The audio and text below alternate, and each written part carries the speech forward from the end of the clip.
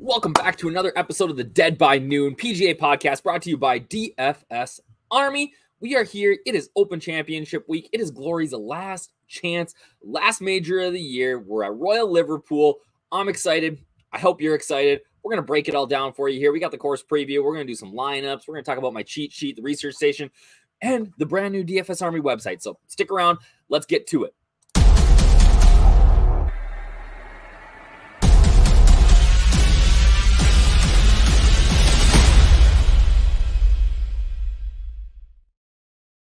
What up, everybody? It's your boy, DFSUpNorth, a.k.a. Josh Thomas here with DFS Army's Dead by Noon PGA podcast, and it is Open Championship week, the best week of the year. I feel like I say that every major, but I really do like the Open Championship because you get up, your lineups, hold on, time out. I got to change the name of this podcast, baby. Like, this is not the Dead by Noon podcast. This is the Dead by the time you wake up on Thursday podcast because your golfers had blown up in the first wave overnight over in England.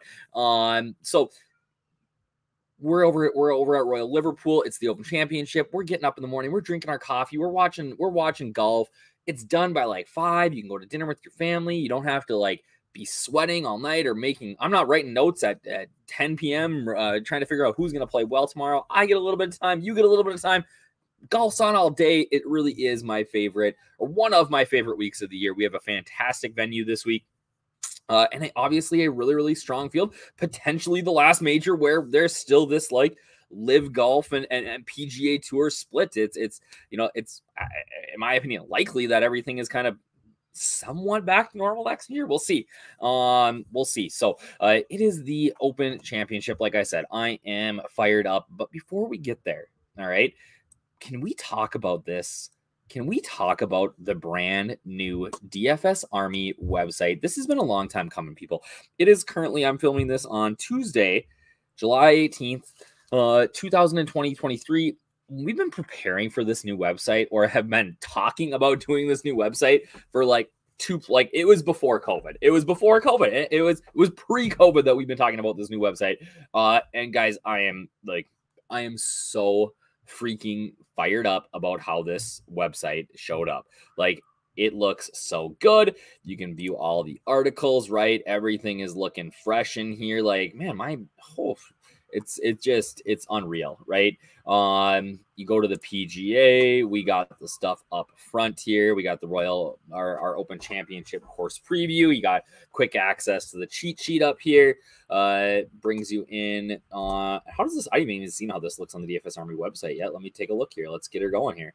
Oh yeah, it looks great. And the MLB cheat sheets are I think are going to look different, and I think that PGA is going to get to this at some point, but let's get to MLB here and see if they look a little different. We're trying to get away from Google, but I'm not sure that has fully gone over yet. It currently looks a little bit still like Google. But yeah, again, it's awesome. We're working out the bugs. If you guys are watching this and you're a DFS Army subscriber, or even not a DFS Army subscriber, or a VIP, let me know if you see something that is not working right, or you click on something and it doesn't show up, because we can make sure we get that fixed. Like, right, like here's the little bug, PGA course preview. Oh no, that's not a bug. That's coming from me here soon. So again, it looks great. We're working on it, but I am super, super, super excited for this to, continue and get better. And it just looks a lot more professional. So I'm fired up. So like I said, Open Championship week, we are at Royal Liverpool. If you are old like me, you probably remember Tiger winning here in 2006. You remember Rory McIlroy winning here in 2014. If you're really old, you remember Robert DiVincenzo winning back in like 1966. So guys like Chop probably remember that. But Royal Liverpool, it is often referred to as Hoylake because Hoylake Merseyside is where the course is located. I have it here as the par 72. It's actually a par 71 now.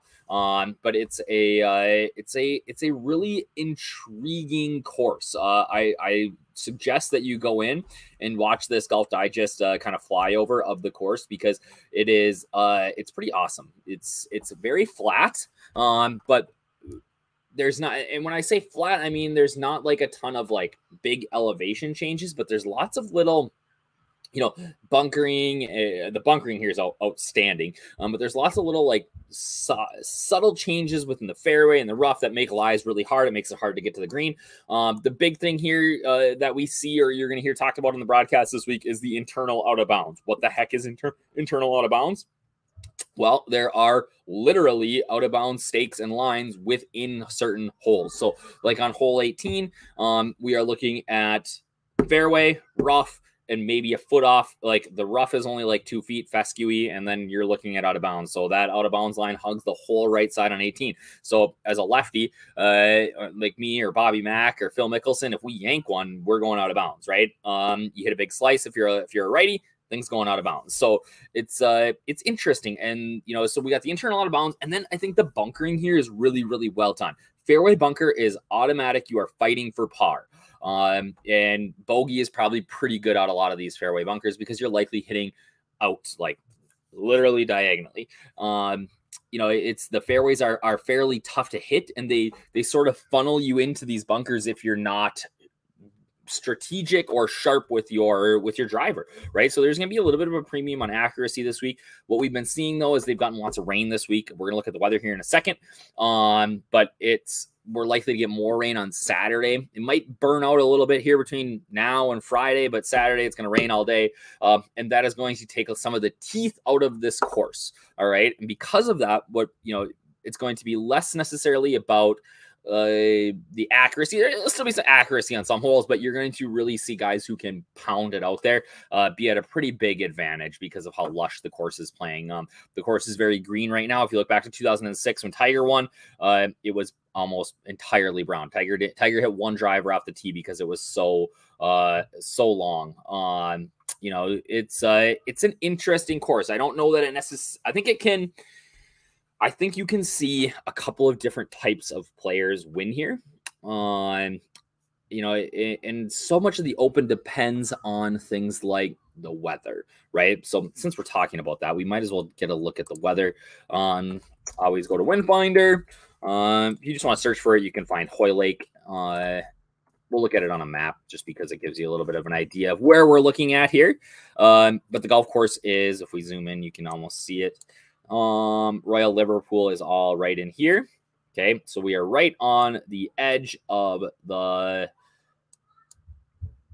water here, and I think if I just get Hoylake, it's going to give me a Wind Finder station.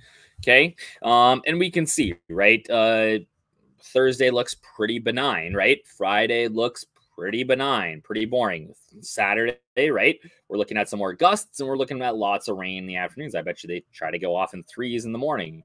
And then Sunday, again, pretty benign. Not a ton of wind this week, which is not your standard Open Championship. But with Royal Liverpool, kind of the lack of undulation, it is on a former horse track.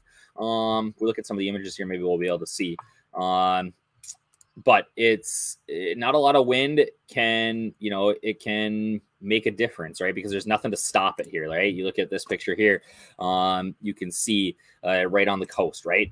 You look at Liverpool here, right? This is the par 3 17th into the ocean, basically, into this itty bitty little green. It's only 136 yards, but anything left is dead, long is dead, and short right is dead too. So you better hit that green. And that's really what, some of these holes are. So they're going to, they're not going to be able to get these greens fast. They're going to play at 10 on the sim, right? They're hoping for a little bit of wind, but my guess is we see something around -14, -15, right? Maybe the bigger, we're going to see guys, here's the thing. We're going to see guys pop off on Thursday. Someone's going to shoot -7 on Thursday.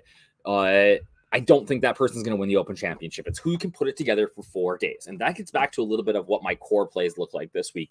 If we look at my cheat sheet, you can see that my number one core play is Scotty Scheffler, right? No brainer, right? But here's the thing. It doesn't matter with Scotty. Okay. We've seen this now. We look at, he's played a zillion different places. He's, let's just look here. We can look at the research station. You look at this stretch of golf. third, fourth, third, third, third, second, fifth, 11th, 10th. We expand this. Oh, I got to make a copy here. And we can expand it out and see that, like, he just plays well everywhere. It doesn't matter what the conditions are. Like, Scotty has the game to be in the mix. And I think that's what's going to be needed this week is you're going to have to play in a couple of different types of conditions. Whereas, you know, a guy like John Rahm has, I think, similar upside, but he's got 30th place downside, right? We've seen that happen quite a bit. Rory McIlroy's got miscut downside.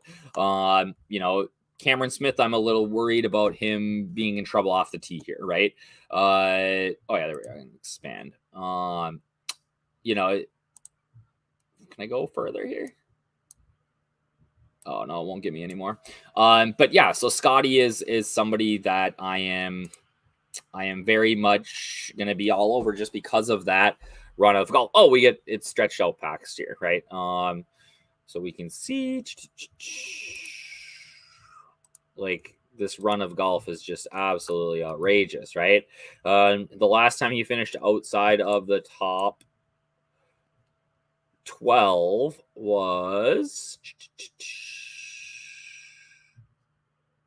CJ Cup way back in the fall. Like, that's insane to me, right? And we know the deal with Scotty. We know that his issues are right here. He can't putt, right? Can't putt. But on the we know that, you know, on the 10 stimp greens, he's going to have a lot of really good looks, a lot of really slow looks that I think that really suits him. So for me this week, it's all about Scotty, and then I'm going into, you know, my links guys, right? So I'm going to Tyrrell Hatton. You know, made a run at it last week. Probably should have finished better. He kind of fell apart at the end of his round, but Hatton's a links specialist. I love him here. I actually love that the course is going to play a little bit easier. I think that suits Hatton. I don't necessarily want him in a tough tough course sort of setup. And the other guys in my core, I'm taking some stabs on Tony Finau, who's not been good, but his open history is pretty solid, right? We can see here 28th, 15th, 3rd, 9th, 27th, 18th. Current form leaves a lot to be desired. But I do like the fact that, you know, we see Tony, you know, long off the tee, fairly accurate, better driver of the golf ball recently. The putter, again, I'm kind of targeting poor putters this week besides Hatton. And he's going to be right in the mix. I love Matthew Jordan this week. Okay. Matthew Jordan is my cheap guy. We go down here in the bottom. You're going to see some guys get a ton of ownership. So guys like Matthew Southgate, I think is going to be really, really popular. Ewan Ferguson is going to be very, very popular. And the way that you see that is you just look at some of these guys' odds compared to where everybody else around them is. So if we sort by live odds, we can see that Ferguson is, I got to go the other way.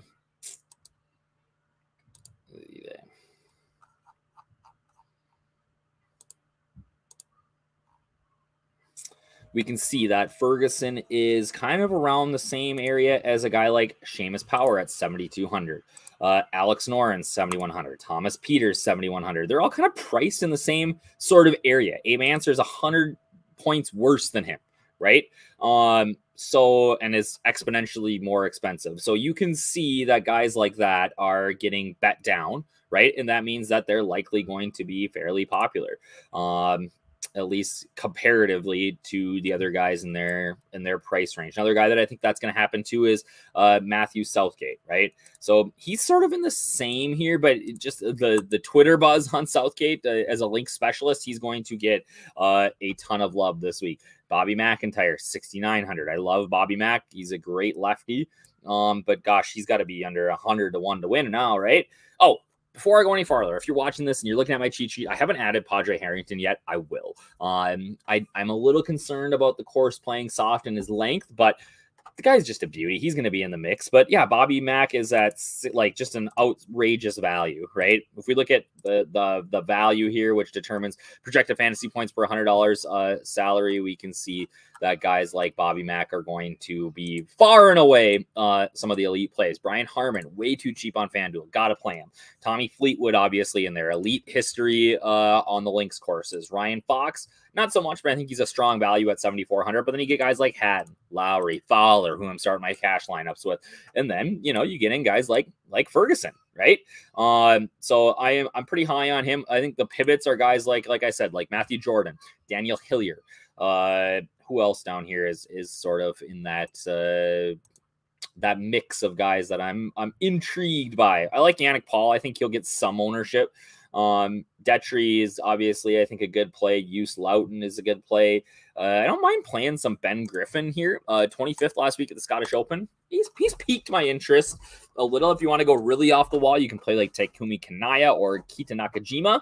And then the final guy that I really like down here is Richie Ramsey at 5,900. And because of that, like, this is the first time that we've seen guys priced under $6,000 in years, right? Since the last time, man, it was like when I first started covering DFS golf, like back in 2017 that we saw, or even 16 that we saw guys priced below 6,000 at least in a major championship for sure. And that really changes the way that you build your lineups, I think, because it makes guys like Scotty Scheffler much more affordable, right? So, you know, you can play guys like, let's just say, okay, we're going to go down and we're going to play what I said. I liked Matthew Jordan and I liked Richie Ramsey quite a bit this week. All right. Well, now I got two guys. Now I can just kind of, I mean, realistically, like you can just hammer this top range, right? Okay. Lowry, great play. Fleetwood, great play. Hatton, great play. Now I got 9,800. I can play Ricky Fowler or link specialist Jordan Spieth. I'm wearing Under Armour today, right? Like, how good is that lineup? And if you go and let's say I just flop here and I play Scotty Scheffler, even at 6,000, like I don't hate this lineup. I can play guys like Ben Griffin, who I just talked about.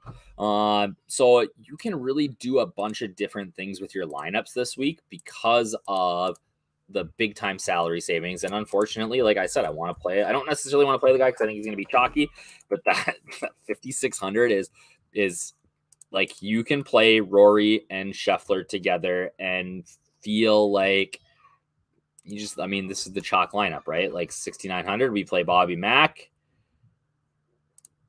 and 71. This is like, I have a feeling this is going to be the chalk GPP lineup. It's not because I put Gary Woodland in there and I love Gary Woodland this week. So he's my like pivot point, but it makes a lot work. FanDuel, we're not dealing with this. It's a little bit different. You don't necessarily need to go down there, but they've got their own issues, right? They've got their own salary value issues. If I search by value on FanDuel, and many people don't even know that we have this like little FanDuel tab down here. But you see Scotty's the best value on the board, but like Brian Harman is just an outrageous price at 8,000. Should be 100% owned on FanDuel. So again, that's kind of how I'm attacking it this week. I've got it all broken down for you guys. You look at this cheat sheet here, you know, I gave you guys my 4 core plays, but like I am covering almost everybody. Tiers is going to be up here soon. We'll talk about Showdown. Like I said, I don't really see a big wave advantage coming this week, but maybe, you know, just because it's going to dry out, maybe the guys that are out late Thursday, early Friday AM get a slight advantage. If you want to chase that sort of thing, you can go for it. But for me, I'm not, you know, I don't typically play those wave advantages anyways. And if there is one that's looking to be chalky, I'm going to go the exact opposite way. So, again, the best thing to do is if you are not a DFS Army VIP, become a DFS Army VIP. We will, maybe we still got that summer 50 or Millie 50 going, but use code UpNorth, gets 10% off for life. If those don't work, get access to all of this. And then the best thing to do is hit me up in our, I was going to say Slack. We've been on Slack in like 2 years, in our Discord, and just be around some of the sharp guys that are chatting in our PGA chat. And they will get you, you know, on the right track. Hopefully we get another Millie Maker win. We had one at the last major and I'm excited to see somebody take one down here. So again, you know what? I'm just looking at here. Maybe we'll put a little content out for for underdog or somebody like that this week. I've been looking at some of the player props and things like that, and it's even Thrive Fantasy was giving out like a bunch of free or insurance props, which I think are always a decent way to build your bankroll. So again, if you never played on one of these sites, you can use these over here. You get a deposit match, use the code DFS Army, and you get a free month of VIP. So always a good deal too. All right, that is it for me this week, everybody. I hope that you have a fantastic Open Championship. I'm looking to find the Millie Maker winner. Maybe it'll be me. Hopefully it's you. Have a great week.